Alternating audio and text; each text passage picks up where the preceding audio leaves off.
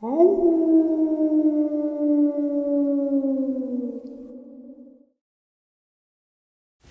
and salutations, everyone. I hope everyone is doing well today, and welcome to today's upload. Before we jump into it, a couple quick links.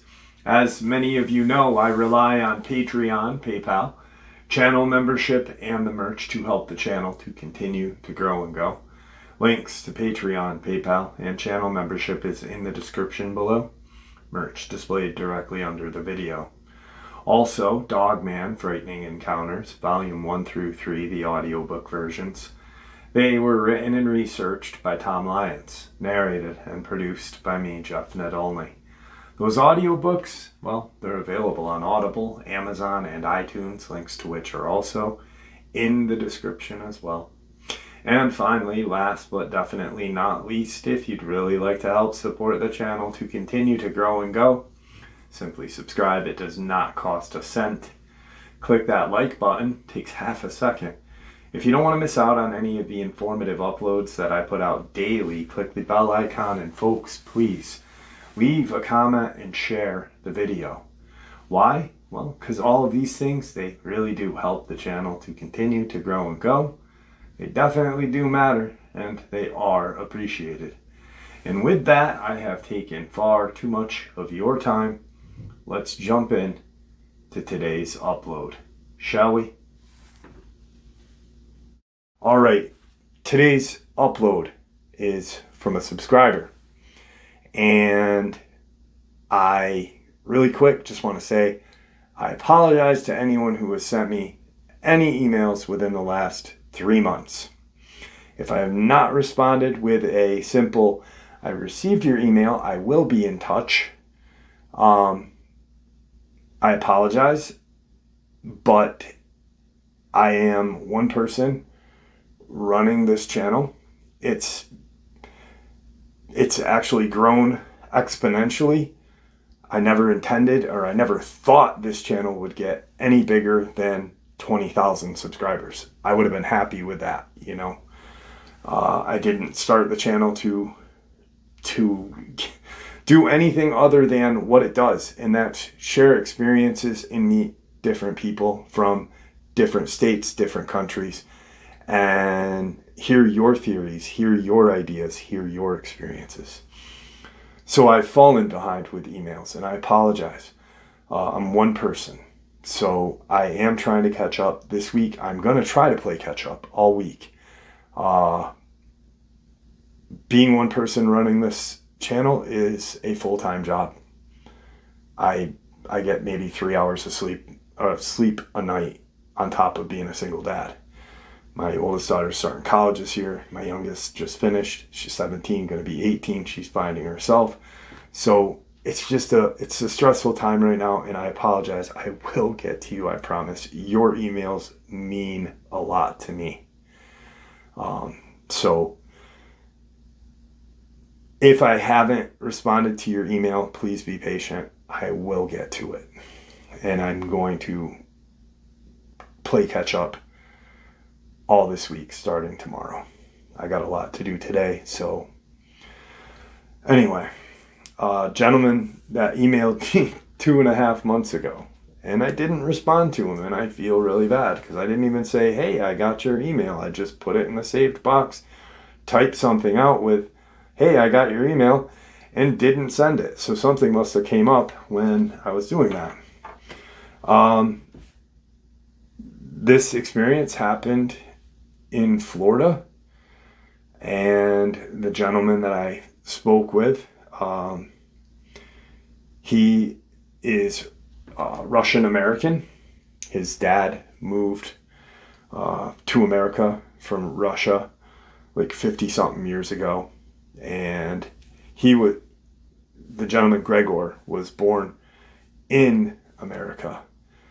His dad Russian, his mom is American, and he grew up in Florida. Being that his dad had moved from Russia to America at a younger age, he was in his early 20s. he worked hard. He worked 2 jobs, sometimes 3, to even keep a roof on him, his wife, and their kids' heads. They had found a small trailer park in Florida, and rural Florida, like rural Florida. Not any kind of beach nearby, not East Coast, West Coast, or wherever. This is just the sticks, Florida guy. So Gregor, his father, Gregor Sr., had found this trailer park, and it was a small one. It's not very big. There's maybe 20 trailers in this park, and at one time there was like 20, and as of now there's maybe 5, or there's still trailers in the park, but maybe 5 families live in them. During the time of his experiences, Gregor's dad had actually moved his parents from Russia, and they had also bought in a trailer, and they kind of moved it right next to Gregor's dad's trailer.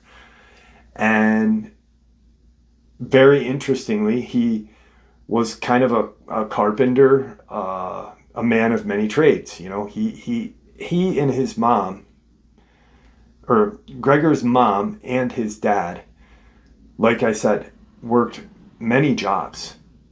Gregor's dad, Gregor, he worked sometimes 3 jobs just to keep, the lights on, to keep food in the house.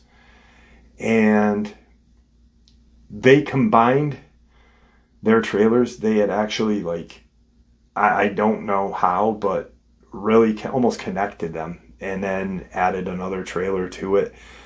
And he said, growing up, we had our own rooms. We had, even though it was in a trailer park, and we were poor, it wasn't bad.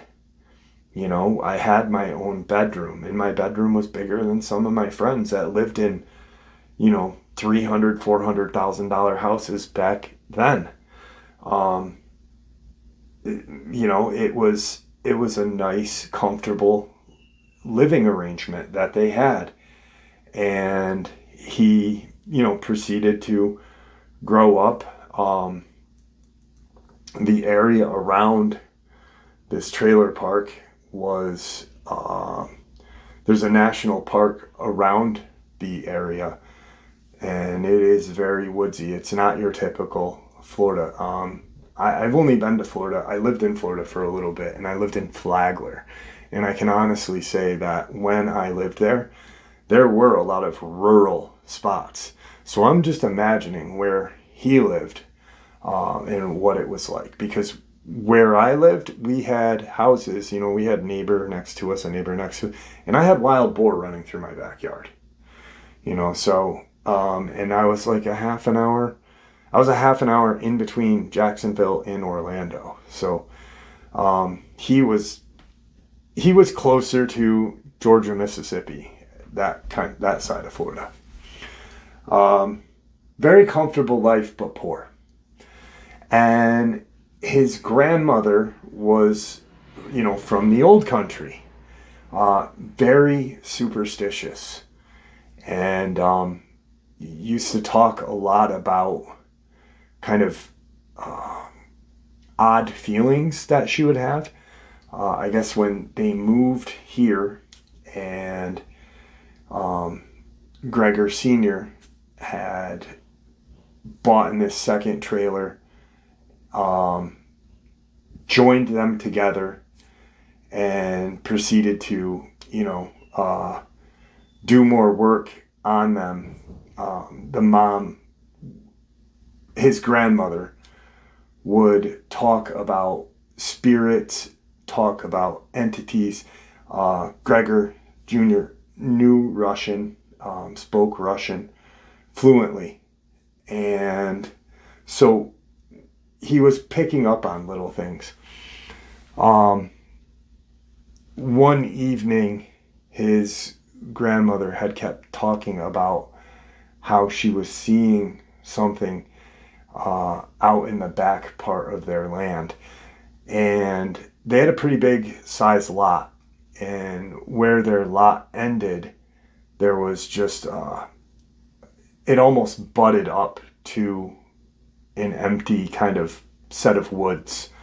And then, a mile or two is where this national park would have started. It wasn't like our trailer park butted right up to the national park. No, there was a set of woods and then the national park.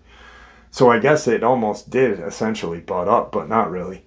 The grandmother had talked about seeing this, what she thought was this spirit, this entity. And she had been really upset. Gregor's mom, who is American and from Florida, initially and originally, had sat down with her, and he remembers this vividly. He said, my grandmother was so upset, and she was talking about this demon creature, this demon spirit, but it was a creature.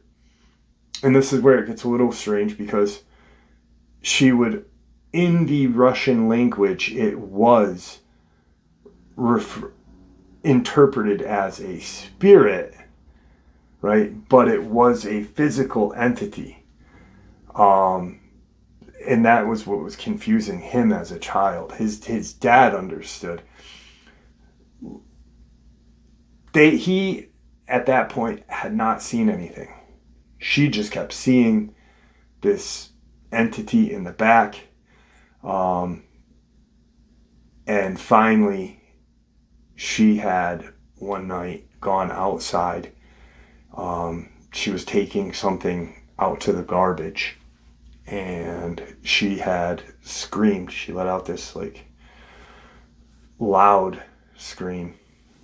Gregor was probably 10, and everyone kind of ran out.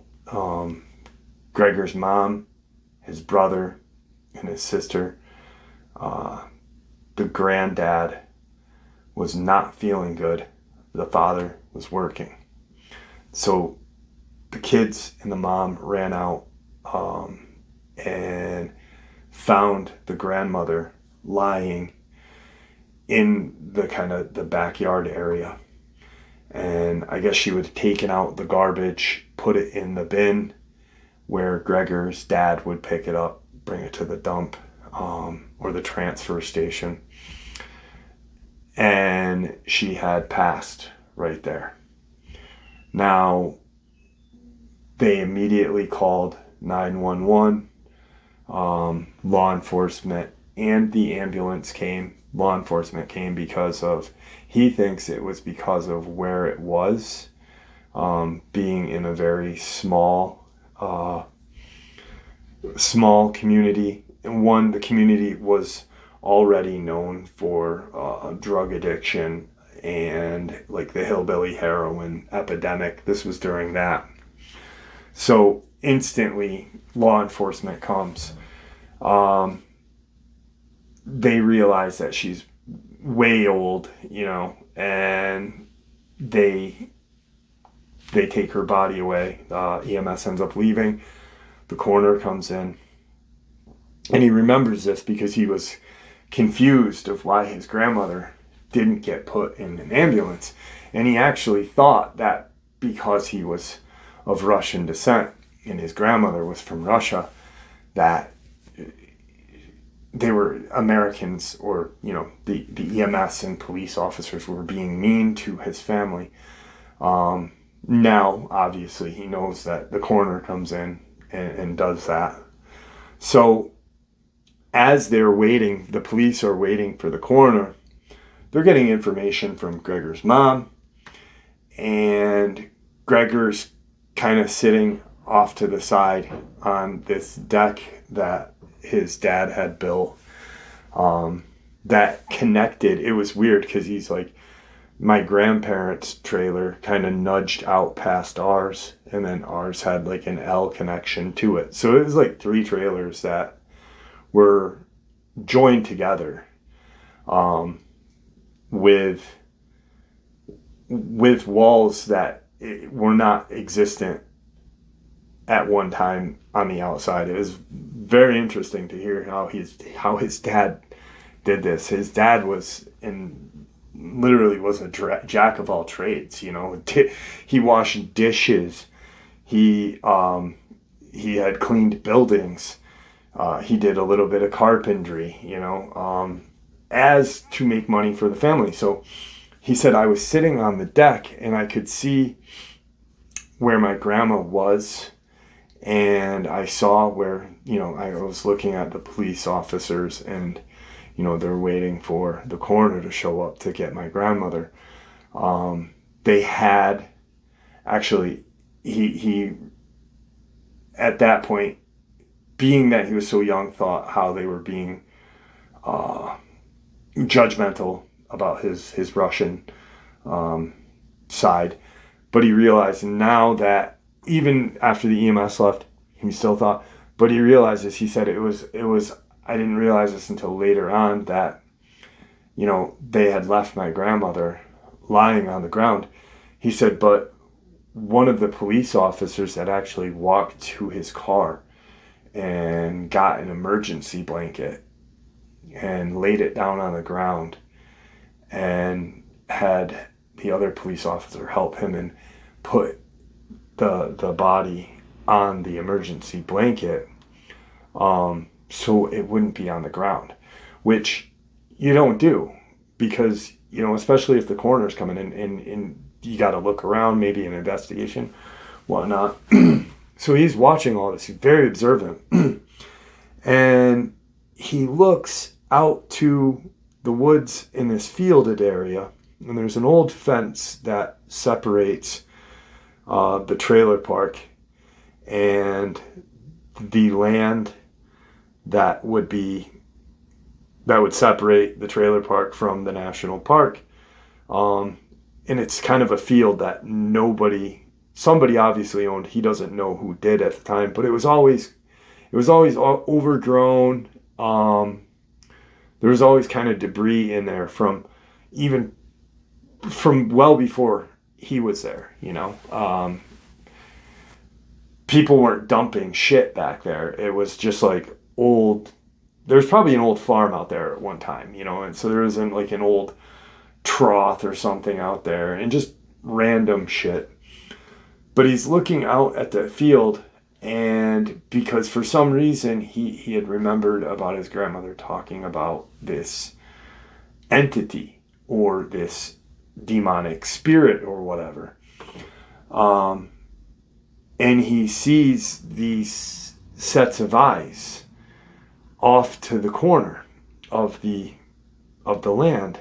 And he said it was weird. He said, I look and I see these just really strange colored eyes. He said they were these like golden kind of orange color, like almost like a marigold,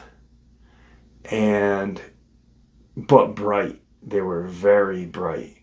And he said I was watching them, and I could see them watching the situation. And every once in a while I'd lose track of them because of the police lights. He said, but I did see them blink a couple of times. He said, and then I saw it move over to another area, and it was almost like it was getting a better look at what was going on. He said, and then when it moved, it stood up. It gained height. And he looked at his mother, and he said, something in Russian to get her attention. Because he was afraid of the police. He even though he saw that they had put his grandmother on this blanket and were not being disrespectful at all. Being an immigrant, or first generation American, he was afraid of the police. Listening to stories of his dad growing up in Russia and things like that. So he was very untrusting. And he said something to his mom. His mom came over thinking that he needed a hug. And he said, when his mom put her arms around him, he said, I pinched her because I wanted to get her attention. He said, I'll never forget pinching her because she said, ow. And he said, Mama, behind you, by the fence. And he said it in a low voice. And she said, what is? And he said, I remember seeing Grandma. He said, Grandma. And she said, I know, Grandma's behind me, dead on the ground. Not in those terms. Yes, Grandma is behind me. And he says, by the fence. And she turns and she looks. And the police are talking amongst themselves now. And she sees these eyes. And she turns really quick and looks down at Gregor. And she goes, what do you mean, Grandma? And he said, I think that's what Grandma was seeing. I think that's that thing that Grandma has been seeing. And she turns and looks again. And he thinks at one point his mom contemplated on telling the police or having them go check it out. He obviously doesn't know. He's just making the assumption. He goes, because my mom, after she turned back around and looked at me, she turns back and walked toward the police. And instantly I thought that she was going to tell them, and I said something to her to kind of stop her from telling them. But she had continued the conversation that they were having. So, long story short, the coroner comes, picks her body up. By then, Gregor Sr. has come home, and obviously before cell phones, so the mom had to get in touch with his work and then get him. He comes home and he starts asking questions in Russian. The mom is translating his Russian. He speaks English, or he spoke decent English, but not super good. Interestingly enough, I did not realize that there is a large Russian population in Florida. And he said, why wouldn't you think that? And I was like, it's Florida, you hear Florida man. And he laughed and he said, only a Russian would be, and he's got kind of an accent, but not really. He's got this weird kind of accent. He's like, only a Russian could be Florida man. He's like St. Augustine. And I was like, oh, shit. I didn't put two and two together until so I had a completely dumb moment right there. But his dad is asking questions, and he remembers his dad coming over to him and rubbing his head. And he said something along the lines of, I guess Grandma won't be seeing that, and there was a name for it that they had, and he doesn't remember the name. It was this old kind of Russian terminology for this entity. And he thought that was weird. He was just like, huh? Like, your mom just died. Even to this day, he thinks it's weird, Like, it's just, it's a strange thing to say. So, long story short again, Grandma gets picked up, and they have the funeral, and life goes on. Now, during this time, the grandfather is getting sicker, getting older. Not really anything to live for. The love of his life is gone. He's in a country that, he doesn't know. it must have been very hard for him. And Gregor said that. He goes, my grandfather was lost. He's in a country that he didn't know, a country that he's never been to. He left a country that he's known for his entire life. He's never been outside of Russia and then my grandmother, the love of his life, passes away. So he's just, he was unshaven, and this is a guy who wore a tie. He wore a white shirt, a tie, and slacks, and he'd roll his sleeves up, doing nothing. It was just his wardrobe. That was what he wore. And eventually he would just, it was shorts and, a wife beater or a muscle shirt, whatever they're called, tank top. So his grandfather's just kind of going down, and one night he's with his grandfather, and his grandfather and him are talking. They're playing chess, actually, and talking about the old days, the old country, and this and that. And Gregor brings up the name of this entity, and I can't say the name. I'm not even going to attempt to say it. I butcher things terribly when I cannot pronounce something, so I'm not even going to attempt to say it. It just translates to a demon. And he said what his dad had said to him, to his grandfather. But not like, hey, Dad said this to me. He didn't say it like that. He just said, as they're playing chess randomly, I guess Grandma's not going to see the monster anymore. Something along those lines.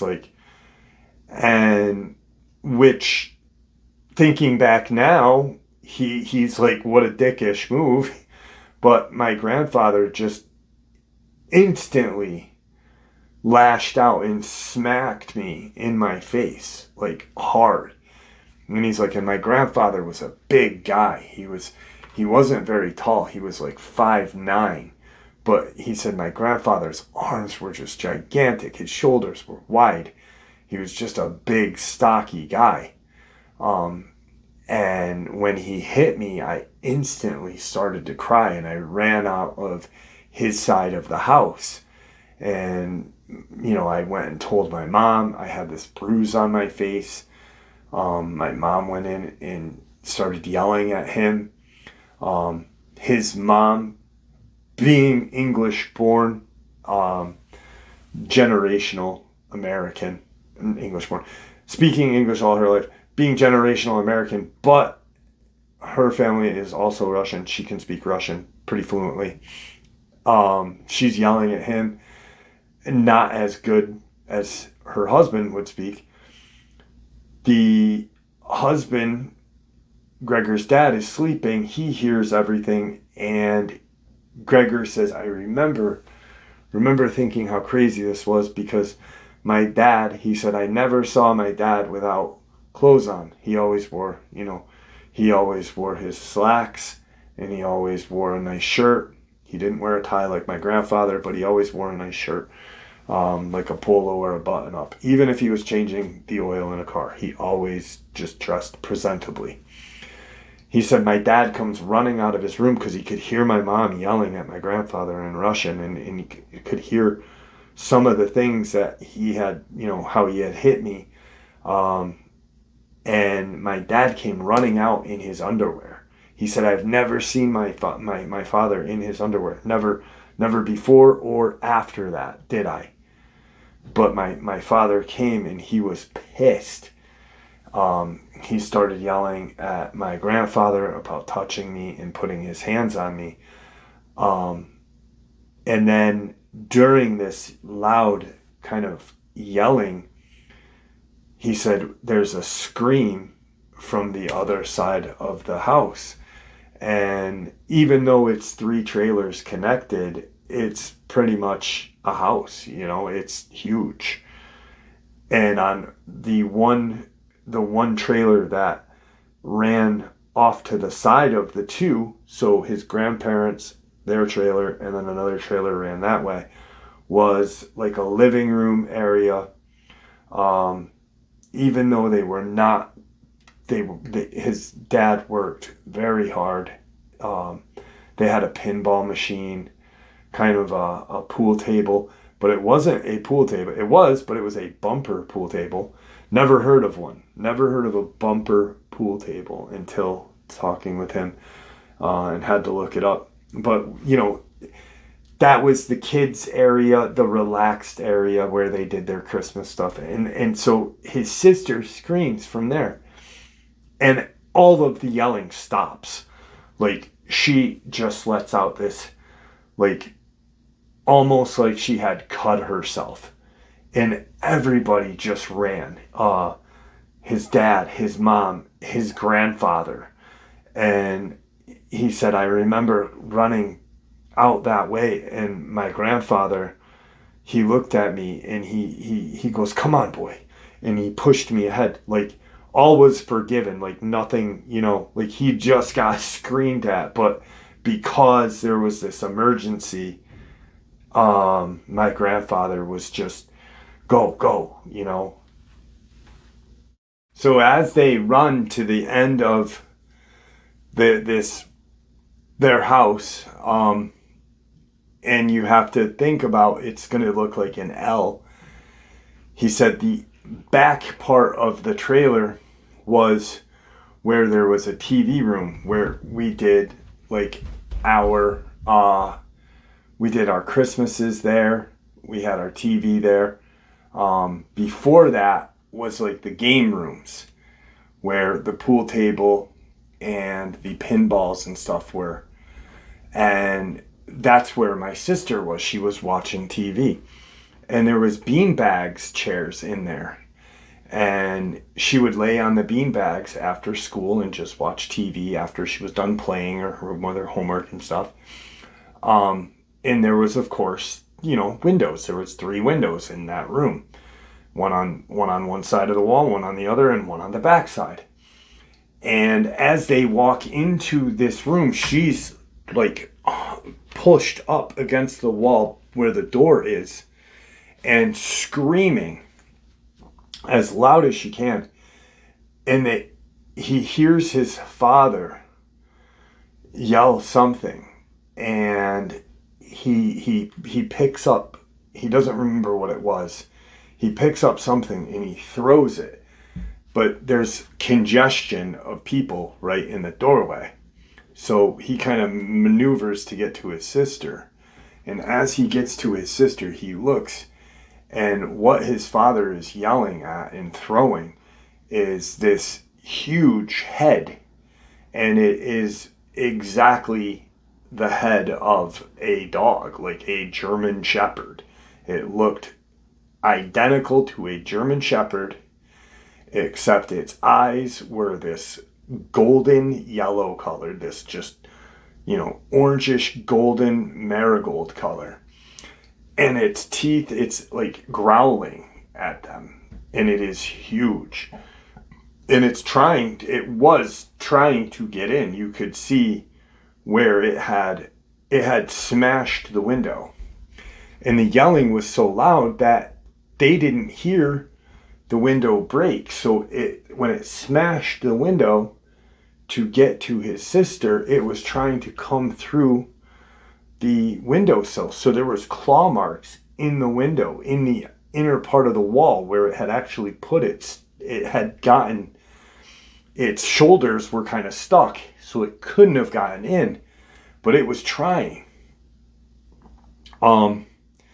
He remembers his grandfather grabbing one of the pool sticks.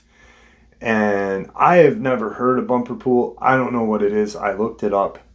The pool sticks look different. The table is different. I guess it's smaller, and there's these kind of blockers in the table where you have to bounce it off of these kind of like odd.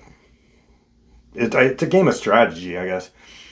But he had grabbed one of the pool cues, and he had snapped it over his knee, and he had the fat end of the pool cue, and he just ran over and he started to smash it in the head, yelling in Russian. And once again, he said, and it must have hurt this thing because, it had its shoulder kind of stuck in, like it was trying to get in, and then it wedged itself out, and my grandfather is just smashing it.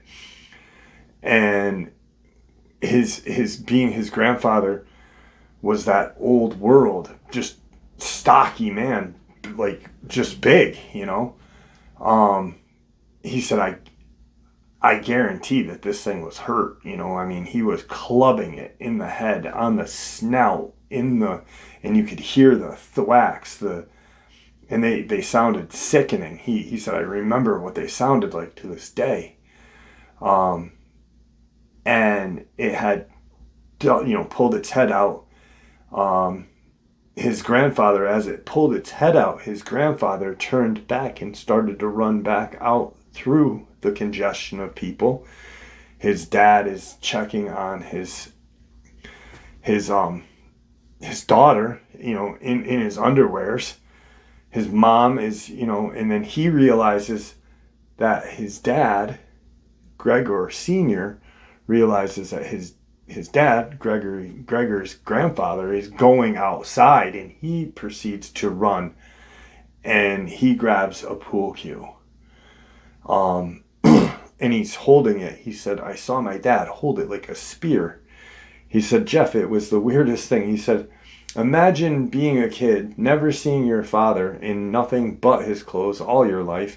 I've never seen my dad's legs, I don't think. He never swam a day in his life. He said, and there's my dad running after my granddad, going outside to find this creature in tighty whities in a tank top, holding a pool cue like a spear. He said it was probably the funniest thing, and he starts laughing about it now. He said, but one of the scariest things I had seen, because this was so unnormal for me, and he said, I don't know who it would be normal for. He said, so I ran after my dad and my granddad. My mom, my little brother, and my sister were all in the room still. My mom's consoling my little sister. He said, my brother is clueless to what is going on, because he was in a different part of the house. He was probably in his room doing something else. So I ran out after, and I see my dad run off the deck. My grandfather's already running around the trailer, going to confront this Dogman, which they are referring to as this Russian demon name. He said, I get around the corner, and where my grandfather and dad were, he said, I watched my dad run around the house. He said, me being a kid, I'm slower than both of them, but I get there, and my grandfather is standing kind of closer to the woods, holding the back end of that pool cue. There's my dad looking around and looking at the window. I come around the corner, and I scared my dad and my granddad, and they both kind of look at me and yell. And he said, when they yelled at me, I started to cry because I was upset, on top of whatever, all of this just happened. My granddad had just slapped me. All this just happened, and then I just got yelled at. He said that my dad came over immediately and grabbed me. My granddad came over and grabbed me as well, and they gave me a hug. And then my grandfather proceeded to walk back out to where he had just been. He had rubbed his head and, said something very loving in Russian to him. He had walked out back to where he was, and he was looking. And he's looking at the ground. he had bent down and started to look at the ground, and it was dark because the lights on that back side of the house, or the lights in the front part of the house on the side here, didn't illuminate too much in the back, but you could see enough. And he was obviously looking for some sort of footprints. And he remembers his granddad walking to the window and looking at it, and his dad said something to his granddad. They all went in to the house. He said my dad disappeared for 2 or 3 minutes and came back out with a shirt and his pants on, and my granddad and dad were busy for the rest of the, for a little bit until it was time for me to go to bed. They were putting some sheetrock covering the window, so there wasn't a hole there. My dad was just quickly putting this, making it a permanent wall at that point. And he said my sister and my baby brother ended up sleeping with my parents that night, and I slept in my room alone. He said I was scared. He said I remember being scared because I kept thinking about my grandmother in the terminology. It was a Slovakian, Slavic demonic creature. And he keeps thinking about this name over and over in his head. And he said finally I fell asleep, and I wake up the next morning and I have breakfast. My sister is now still in my parents' room.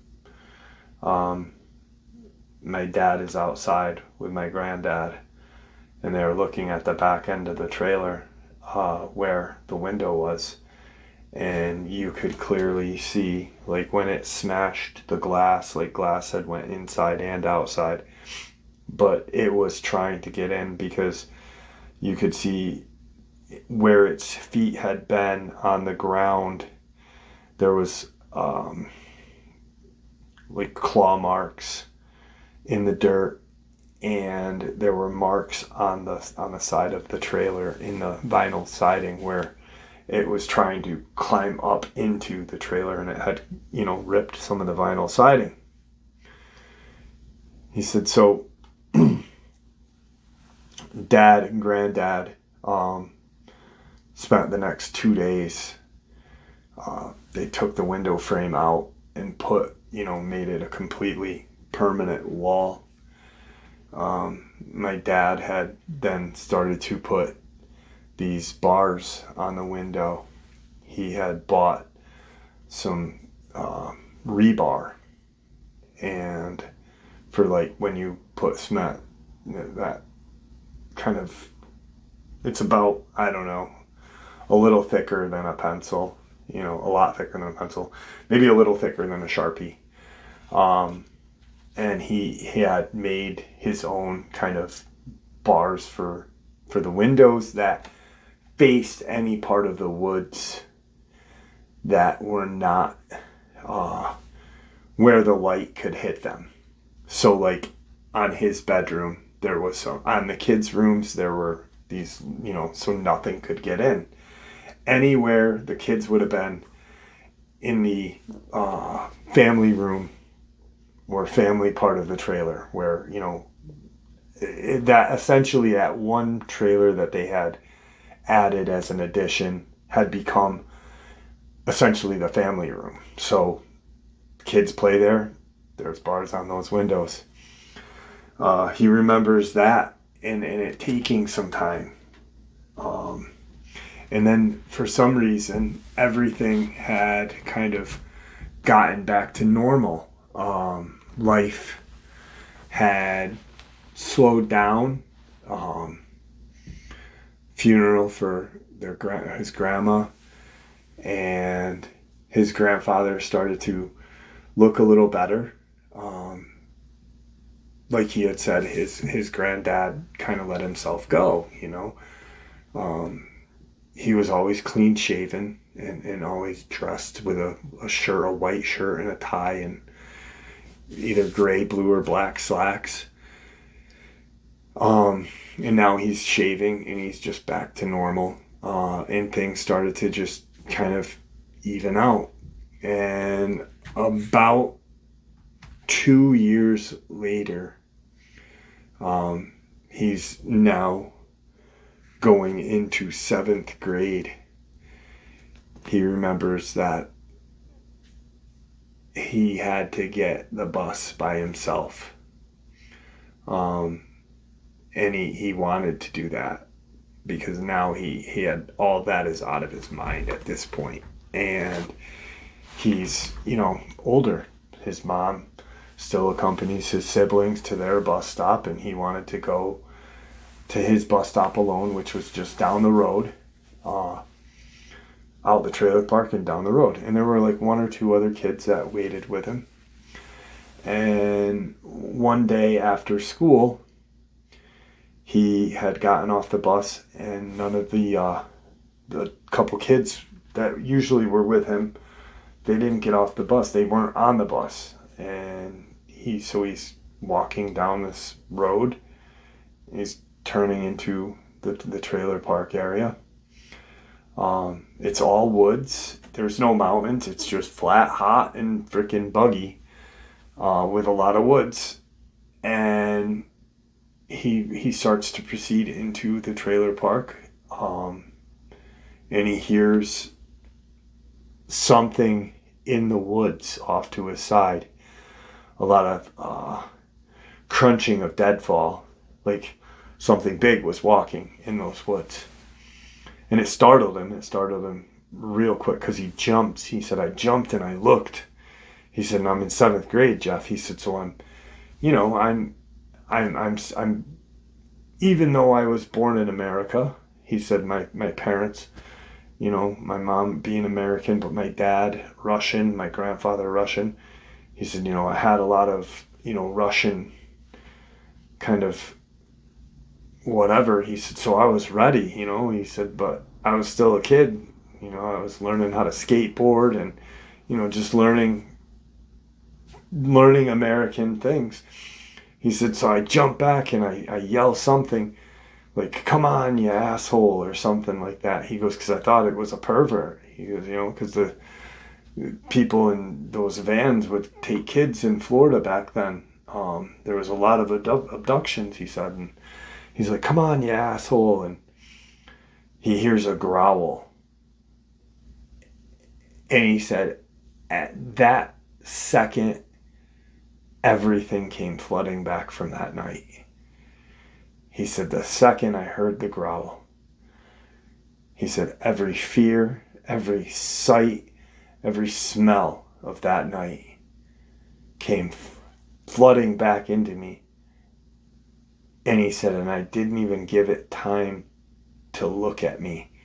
He said, I didn't see it. He said, but when I heard it, I started running. He said, and for some reason, as I'm running, he said, I felt it like it was watching me from the woods, and I knew exactly what it was. He said, I knew 100% without a doubt it was this Dogman. He said, so I got home, I'm crying, I'm so upset. And my mom calms me down. He said, so I by now my granddad and him are very good. Granddad and him are very good. Long apology, just, and he's talking to his granddad about everything. And their thing was playing chess. Gregor loves chess to this day. He said, I love it. It's relaxing. So they're playing chess, and he opens up to his grandpa about what happened.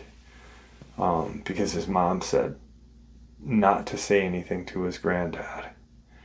And being that his granddad was, even though that was that one incident, he's still very close to his granddad. He loved him to be, and as he got older, he understood why. It was just, it was an instinct. You know, the man's heart was broken. He was in a different country and, you know, just lost. Even though his son and his grandkids were there, he was lost.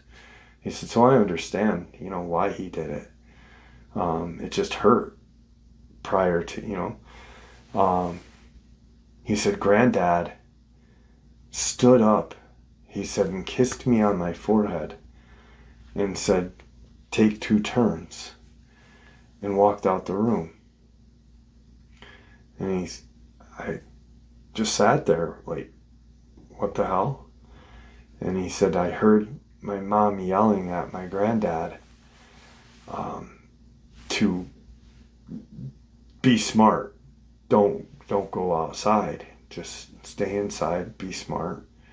He said, I ran out and my mom looked at me and said, you know, why did you say anything? This is why I didn't want you to say anything. Because now my granddad is walking out of their trailer and he's got the shotgun. Because after that incident, his dad and his granddad both bought a shotgun. He said, and Granddad's holding that thing, you know, across, and he's walking directly where I told him it happened. He said he gets to the area, and by now, Gregor and his mom are on their little deck, and they're listening, and they can hear him yelling in Russian, you know, get out here, you fuck, get out here, and whatever. A lot of vulgarities and a lot of name calling, like calling a Dogman a bunch of nasty names is going to want to make it come out any faster, you know. But he thought demon, you know. So when you upset a demon, or when you do any kind of, like, you know, disrespect, they become very aggressive. So that's what his granddad is envisioning, that this thing is demonic and he's going to get it to come out and shoot it. So he's yelling, and his mom yells something to his granddad, and his granddad puts his hand up and just stands there for a second, and then turns and starts walking back to the house. As Gregor and his mom are on the deck watching Granddad come, they see the head first. They see the head coming out of the woods, and then they see this leg come out, the shoulders, and now it's standing right on that wood line inside the trailer park, just standing there, staring dead at his granddad. He turns and just shoots it once. Boom! 12 gauge. He assumes it was a 12 gauge. Because after his granddad died, for some reason, the mom ended up getting rid of all the firearms in the house. But he takes the shot, and he assumes that it hit, like, in its shoulder. He thought he aimed for its chest, but because of how it moved, and when it did finally, you know, not come to, but realize, hey, I just got blasted in my shoulder by a shotgun, it instantly howled this just long howl and turned and ran back into the woods. Grandpa's standing right there, and he's just proud, you know, turns and walks back, gets to the house, goes to the gun cabinet, puts his shotgun in there, and roughly somewhere, they hadn't seen it, it went cold again. It went cold again, and he was about 15 now.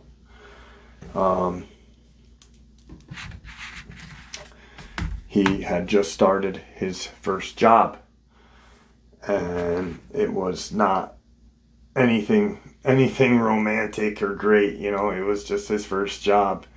He was working at a fast food joint. So he now is working. It's summer. School is out. And he can work X amount of hours. He's working not till close, but till about 9. He remembers it was a weird how they had him scheduled, especially in the summer, because he had X amount of hours he could work per week. And they gave him like these just like 3 or 4 o'clock till 9 or 8. Just weird shifts like that. So in the middle of the day, no one else is coming in at 3 or 4, just him. But it was his first job, being young, so they had to compromise and work with him. He gets home, and this is like years have gone by. His grandmother has, peacefully been laid to rest. His little sister has kind of almost stopped talking about the experience as much. So it's just, life is kind of smooth. He gets a ride from a coworker who had gotten out same time he did. And the coworker drops him off. Gregor tells him, just drop me off at the front here, at the entrance of the trailer park. And he says, okay, see you tomorrow, this, and that. And he gets out of the car, and he's walking down through. He hears a car pull out and drive away. And shortly, not even seconds, but he hears just the locking of the brakes, and he thinks immediately like his coworker, so he just starts running back toward the road to see what just happened. So he's looking out, and obviously there's lights on the side of the road so he can see. Headlights are on, and he's standing there looking. He's looking at the ass end of the car. He realizes his coworker, and he sees this kind of shadow run in front of the car and off to the other side of the road. And it's huge, just absolutely huge. His coworker, not seeing Gregor, but backs up, and I guess he was going to back up and pull into the trailer park and then go the way they had just come, the opposite direction of where this thing was. So as he's backing in, Gregor's standing watching him, and he thinks he's coming to talk to him. And he sees, his coworker sees him and puts the window down, and he goes, what in the hell was that? He goes, did you see that? He said, what was that? His coworker's just, because it's where Gregor lives, so he's probably under the impression that he knows what this is. And Gregor looks at him and he says, I don't know.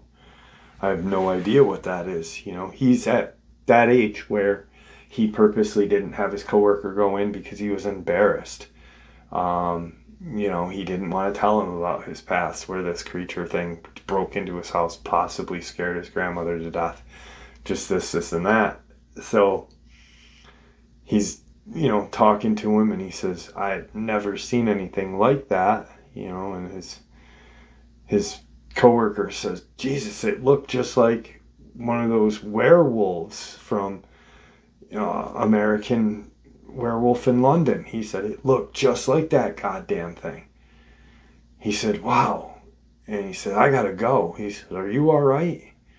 And Gregor's like, I'm good. And he pulls out, and Gregor watches him and looks down the other side of the road.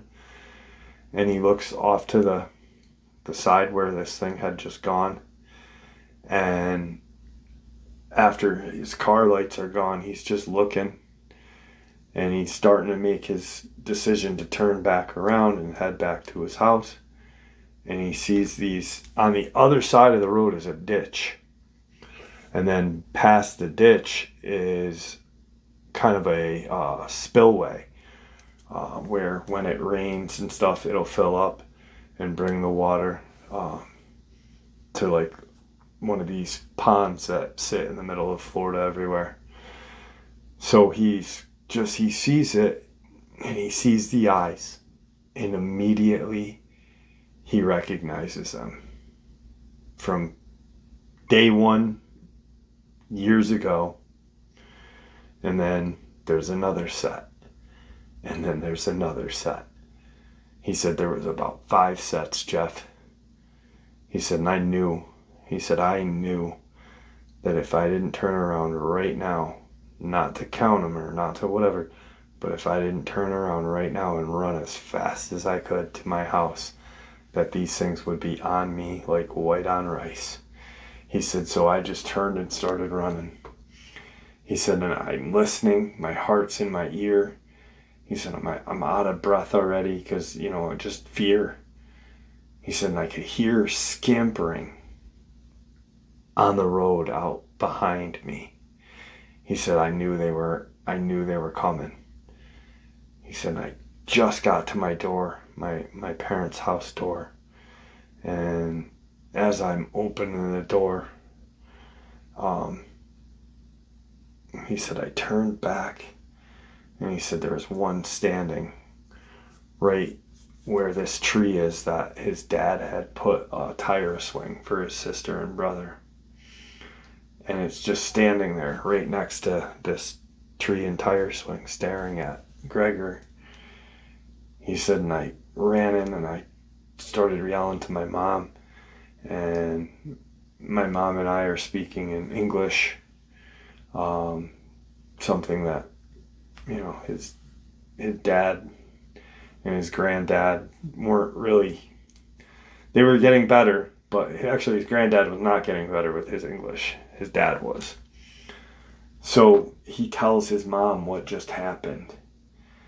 And as he's telling his mom, his mom's like, she goes in and checks on his little sister and his brother, who are now older too as well.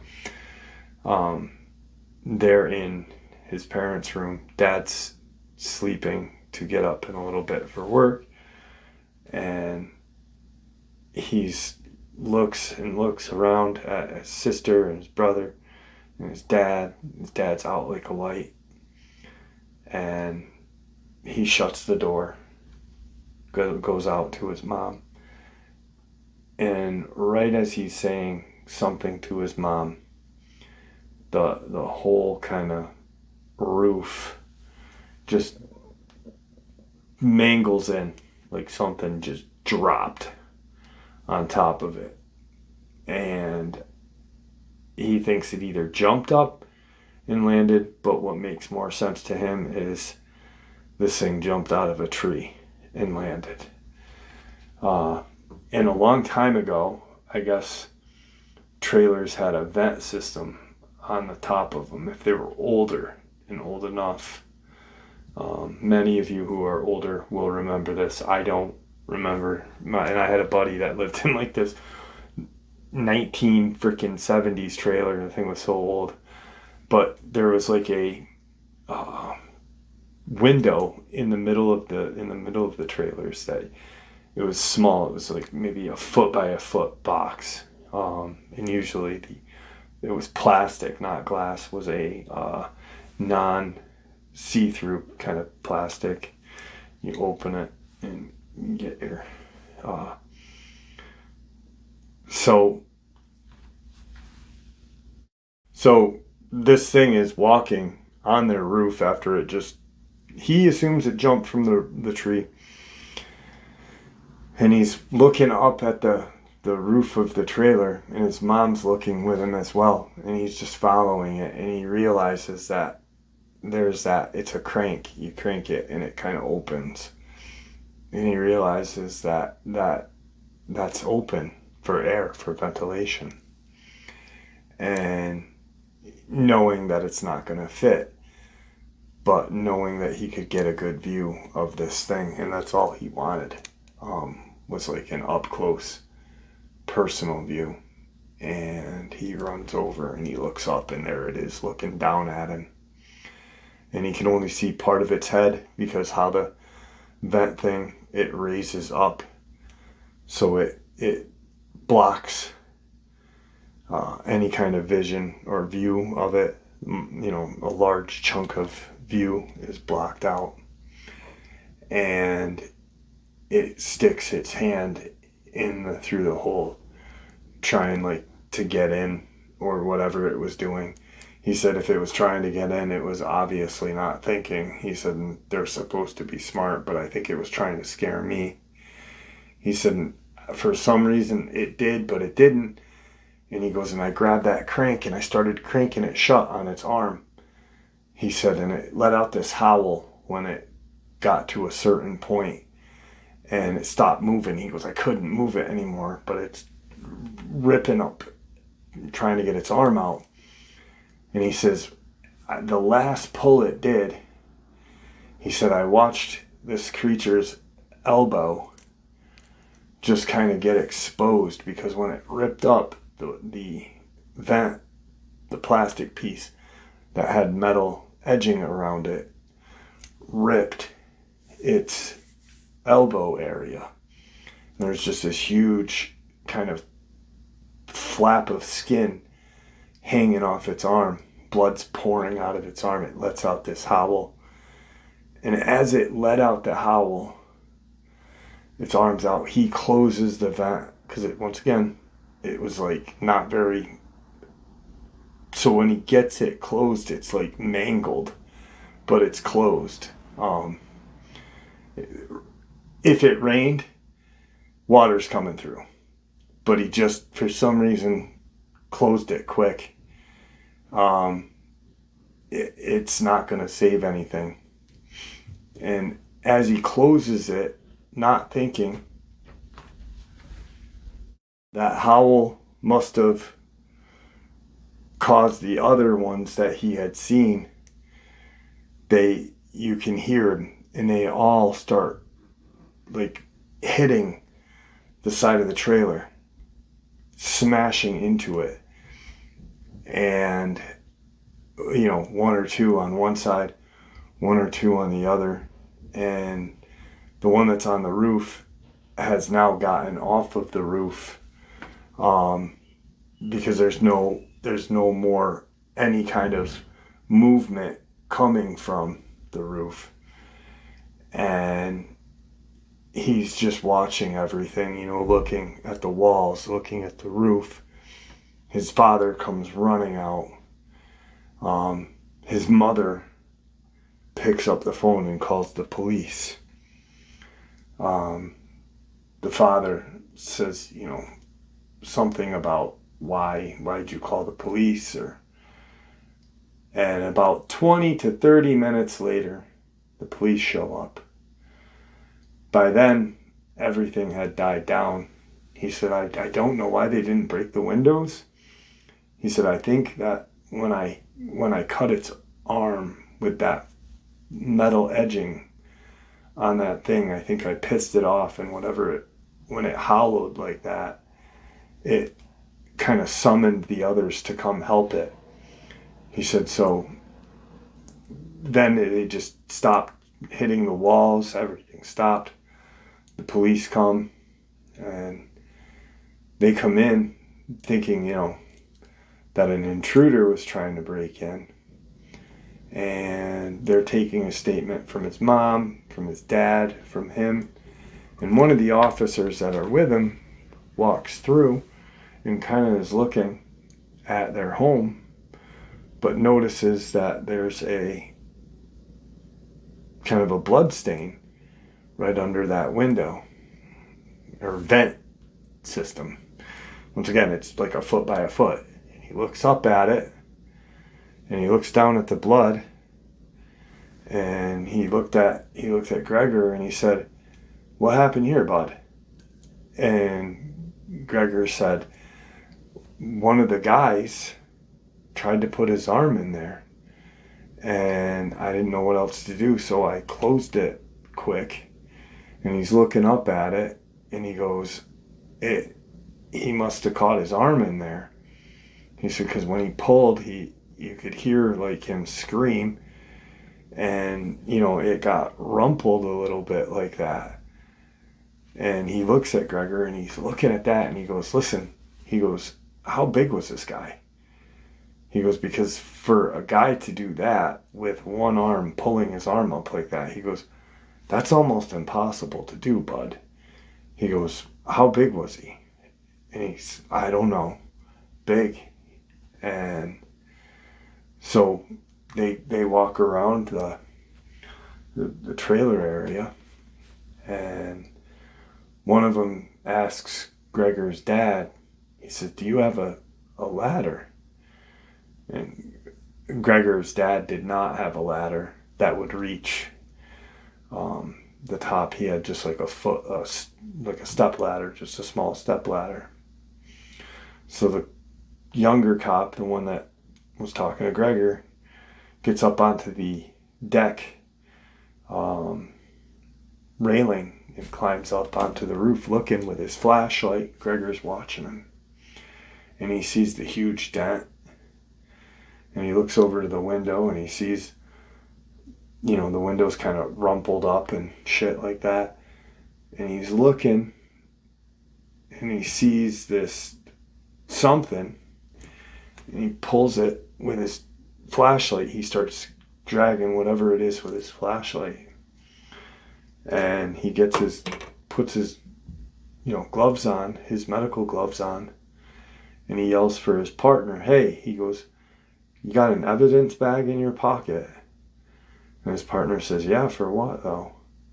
He said, there's what looks to be flesh and hair right here. He goes, the flesh looks normal. He goes, but the hair is coarse and black. And he puts it in the bag, and as he's putting it in the bag and getting off of the railing, they hear, everyone who's outside hears this howl, and the cops are looking around. Gregor goes right back inside. He goes, I went inside. He said the cops were there. He said they can handle it. I yelled for my mom to come in. By now my dad is outside, talking to everyone. And the police officer says, something along the lines of like coyote or something. And the other younger cop goes, I don't think that's a coyote. He goes, and I don't think there was a person on that roof. And he clicks his flashlight, and he's looking around, and he gets Gregor's dad. He said, look.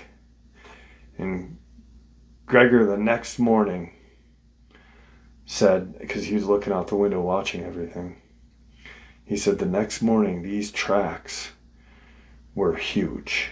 He said, but they didn't look human, and they almost looked like an elongated canine foot,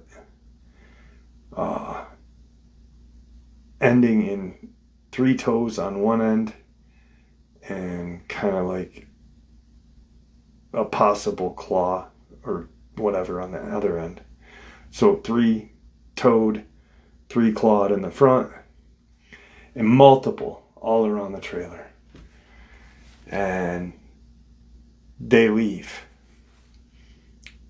Next morning, he does not know what was said. Next morning, he goes out and he sees him. And he's shaking his head, and he's like, I gotta move. In his head, he thinks, I gotta move. And he's like, in his head thinking, I'm gonna be 16. I'm gonna quit school. I'm gonna work at the fast food place that I'm working at. And I'm gonna get an apartment on my own and move. He goes, because I can't live here anymore. He said, I'll move my mom in with me and my brother and sister. He said, my dad and my granddad can stay back here. This is all something he's thinking at 16. 2 nights go by after the cops, and he goes into his granddad's room, to his side of the house. In the living room, that's where they played their chess game. And it was always dark in there, even when they were playing chess. It was just like a dim bulb lighting this area. And he goes in and he says something to his granddad. And he shakes his granddad. And his granddad, head flops down. And he realizes that his granddad had passed away in his sleep. And things progressively start to get a little weirder from there. Because at that point, for some reason, the Dogman, or this Slavic demonic creature, whatever its name is, they no longer make an appearance at the house. They no longer are an issue. From that night, when its flesh got ripped, those things were never seen again. So from the point that his granddad died to when he ended up moving out, what started to occur was almost like a haunting.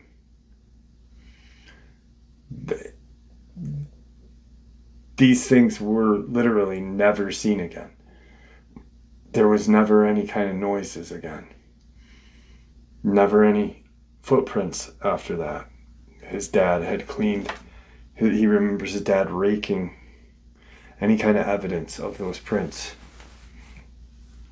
from around the house. But what he remembers for the next 2 to 3 years was a lot of knocking inside the house, a lot of furniture and things being not misplaced but moved. Like something was purposely reorganizing things. Or one night they had come back from, like, his sister had some sort of play or something that she had done, and he remembers the whole family had gone and he had bought his own vehicle by now. And he said, my mom, dad, and my little brother and my sister and I were all at my sister's recital. And he said when we got home, he said I had my little sister drive with me. He said I beat my parents home. And we got home. My little brother, then my mom and dad got home. My little brother ran into the far room where my sister used to watch TV, and that was kind of her room where that Dogman tried to smash through the wall. After that period of time, no, she did not go back in. She'd usually, when she, as she's growing up, she'd watch TV in her parents' room, and then as she got older, got a TV in her room. But the little brother runs into the back room to watch TV before he's got to go to bed, and he yells, "What in the hell?" And his mom heard it, and she yells at him, something like, "Don't say those words," because he's young still. And he said, "No, Mom, come here. Come here and look at this." And Mom goes in and looks. Gregor's behind her. The dad had, was getting ready to go into work. And the pinball machine was actually on top of the pool table. And just stuff like that. Like, Gregor, in order for Gregor to do that, it'd have to be another person helping. And him and his sister got blamed for it, but it took him and his dad all they could do to get that machine off of the table. And of course, realizing how heavy it is, the dad immediately apologized. I apologize for blaming you and da-da-da. But all haunting things like that. And then there was a time when his sister was having sleep paralysis. And this scared, it was almost like these things were targeting her for some reason. But she claimed that this old woman was in her room and she couldn't breathe. And when she finally was able to breathe and look around her room, she saw this like hideously deformed woman in the corner of her room, and she could see, the outline of it. And then she saw these bright white eyes. And when she saw the eyes, they were not cold. They were not, demonic looking, but they were almost angelic, I guess would be the best word. Safe is what he used. And his sister looks, and it was her grandma. It was their grandma standing behind this whatever, and put her arms around the creature, or this deformed woman thing. And as she put her arms around the creature, she waved and then just kind of disappeared with the creature and herself. So almost using her good in the afterlife to protect her granddaughter. At that point, everything kind of ended. That was real weird around the house. There was no more any kind of or sleep paralysis. There was nothing. And eventually he ends up moving out. The sister periodically would talk to him about the past and stuff. And after that, after seeing the grandmother, everything stopped. The whole kind of haunting, the cryptid experiences, everything stopped peacefully. There was nothing more. The little brother, obviously, way younger than Gregor, but he lived there for, until he graduated. So multiple years after everything, and there's never been another paranormal or cryptid experience. But it all stemmed from, and this is the strangest part, he said, my grandmother, I believe, was very powerful. With the sixth sense or whatever, because she could sense these things were out there and the family was in danger. She would just try to, keep everything calm and peaceful, even in the life, but in the afterlife, it was that one and gone, where she put her arms around that demonic, hideous, deformed creature woman, and then everything stopped. So, was the connection the grandmother? Gregor thinks so. Gregor, without a shadow of a doubt, believes that his grandmother was fully in charge of these creatures, not like, hey, attack my family and scare them to pieces. But no, like, for some reason, maybe from the old country, she had figured out, a way of dealing with these things. Who knows? It's just baffling that he thinks that these things targeted his sister, and then, or they targeted his sister and they had targeted his grandmother. So whatever this demonic creature was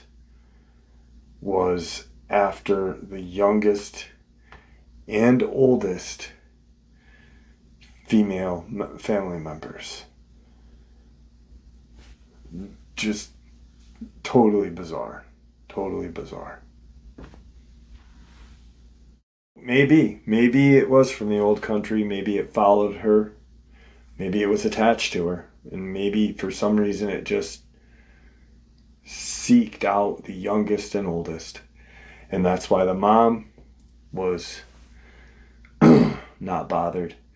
But why would it target him? He doesn't believe his little brother ever saw it up close and personal except that one night. But he never was bothered. So that is an intense freaking... I feel bad for that whole family, because that grandma was strong, and she watched over them, the whole family, that whole time. So with that, I'd like to thank you for supporting the channel. It is your support, after all, that helps the channel to continue to grow and go, and what gives us all a place and a chance to share our experiences and theories judgment-free. Everyone is simply treated with the respect that we deserve. Please stay safe, happy, healthy, and ever vigilant. Keeping an eye on our family, our children, pets, family, and friends. These creatures are real. These events have happened. Share this information with those you love and care about, and it may just help save their lives someday. Until next time, never stop asking questions, never stop searching for the truth, and God bless you all.